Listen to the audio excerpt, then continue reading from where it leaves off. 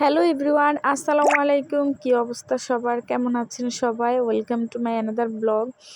তো আমার নতুন পেজে অবশ্যই আপনাদের সাপোর্ট এবং ভালোবাসা চাই, আর অবশ্যই আমার পুরো ভিডিওটা ধৈর্য সহকারে দেখবেন। আজ হঠাৎ করে ভাগ্নি এসে বলতেছে, মামানি চলেন আপনাদের সবাইকে নিয়ে আজকে ঘুরতে বের হব, আপনাদের সবাইকে ফুচকা খাওয়াবো। তো ঘোরাঘুরির কথা শুনলে কে না বা খুশি হয়। তো যেই কথা সেই কাজ, আমরা তো একদম ঝটপট ঘোরাঘুরির কথা শুনে একদম রেডি হয়ে গেলাম। আসলে সংসারের মায়া পড়ে গেলে তখন আর কোথাও ঘোরাঘুরিও করা হয় না, যেহেতু একা একটা সংসার চালাইতে হয় আমাকে। বাচ্চা আছে, বাচ্চার স্কুল আছে, বা হাঁস মুরগা জাস্ট এগুলো অনেক কিছুই। তো একা একা আর যাওয়া হয় না কোথাও। তো বাগ্নি যখন বলল তখন আর না করতে পারলাম না ওকে। তো ওর কথায় সায় দিয়ে প্রথমে ভাবলাম যে আগে বললো যে ও মামানি চলেন ব্রিজটা আগে দেখে আসি।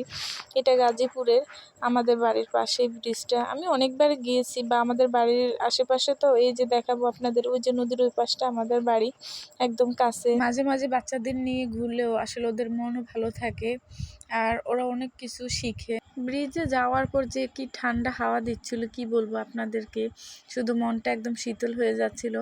বাড়িতে তো একদমই গরম, গরমে থাকা যাচ্ছে না। আমি যেতেও চাইনি এই গরমে কিন্তু আসলে আমি জানি না যে ব্রিজে গেলে অনেক গরমটা আসলে একদমই লাগে না, ঠান্ডা হাওয়া সারাক্ষণ।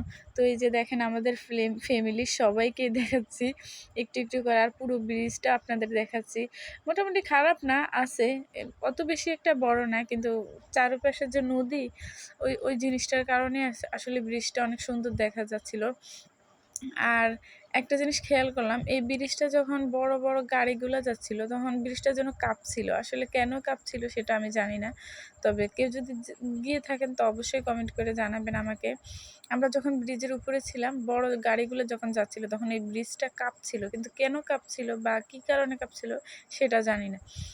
তো এই তো আমাদের ফ্যামিলি নিয়ে হাঁটাহাঁটি করতেছি। এখানকার ফুচকাগুলো ভালো না, তো এখানকার ফুচকাগুলো আমরা খাবো না, আমরা আরেক জায়গায় গিয়ে খাবো। ওই জায়গার ফুচকা কিন্তু অনেক মজা।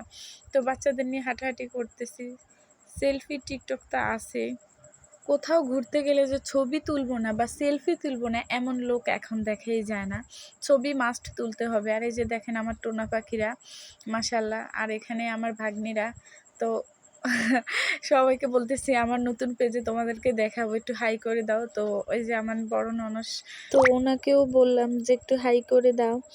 তারপর আর কি ঘোরাঘুরি শেষ করার পর এখন আমরা অটো নিয়ে নিলাম, আমাদের ফুচকা খাওয়ার উদ্দেশ্যে যাব। ওই জায়গায় গিয়ে আমরা ফুচকা খাবো। আসলে বাচ্চারা অনেক বায়না করতেছে, আর ঘোরাঘুরি করা যাবে না, ওদের খিদেও লেগে গেছে। তো এই যে আমাদের ফুচকা স্থলে চলে গেলাম। আর এখানে এই মামার ফুচকা যে কি মজা আপনাদের কি বলবো, উনি অনেক ভালো ফুচকা বানায়, চটপটি সব কিছু। তো এখানে বসে কে কোনটা খাবে আগে সাজেস্ট করা হচ্ছিল। আমি চটপটি নিয়েছি, কেননা আমার অনেক গলা ব্যথা করছে, ফুচকা খাওয়া যাবে না, চটপটি গরম গরম চটপটি খাবো, গলা একটু ভালো লাগবে। তো আমি এখানে চটপটি নিয়ে নিলাম, আর চটপটিটাই মামা আগে দিয়ে দিছে। তো এখানে বাচ্চারাও চটপটি খেয়েছে, আর আমি তো খাইছি। তারপরে ফুচকা চলে আসছে, আর ফুচকাটা দেখতে যে কি সুন্দর দেখা গেছে কি বলবো, আসলে দেখেই খেতে মন চাচ্ছে। ফুচকা ভালোবাসে না হয়তো এমন কোনো মেয়ে এখন হাতে গোনা পাওয়াই যাবে না, কারণ সচরাচর সব মেয়েরা ফুচকা পছন্দ করে। আর কোথাও ঘুরতে গেলে ফুচকা খাবো ফুচকা খাবো, এরকম একটা অবস্থা। আসলে আমরা সব মেয়েরাই ফুচকা পছন্দ করি। তো এখানে খাওয়া দাওয়ার পালা চলতেছে, কোথাও গেলে তো খাওয়া দাওয়া মাস্ট করতেই হবে, খাওয়া দাওয়া না করলে কি ঘোরার মজা আছে নাকি। তো এখানে আমার ভাগ্নি ফুচকা খাচ্ছে, বললাম একটু খেয়ে দেখাও তুমি কিভাবে ফুচকা খাচ্ছ। ফুচকা খেতে হলে তো বড় হা করে খেতে হবে। এখানে আমার বাবা জুস খেয়ে নিচ্ছে, ওকে জুস দিয়ে দিলাম, ও ফুচকা খেতে পারে না, ঝাল লাগে বলে। তো ওকে জুস দিলাম। ছোটদেরকে আসলে জুস চিপস এগুলোই দেওয়া হলো, কারণ ছোটরা তো আর ঝাল ঝাল এগুলো খেতে পারবে না। তারপর আর কি খাওয়া দাওয়ার পর এখন 7 আপ নিয়ে আসলাম, ঠান্ডা ঠান্ডা, যাতে যা খেয়েছি তা হজম হয়। এতক্ষণ ধরে যারা আমার পুরো ভিডিওটা দেখছেন তাদেরকে অসংখ্য অসংখ্য ধন্যবাদ। আর আমার নতুন পেজে অবশ্যই আপনারা সবাই সাপোর্ট করবেন। সবাই ভালো থাকবেন, আল্লাহ হাফেজ।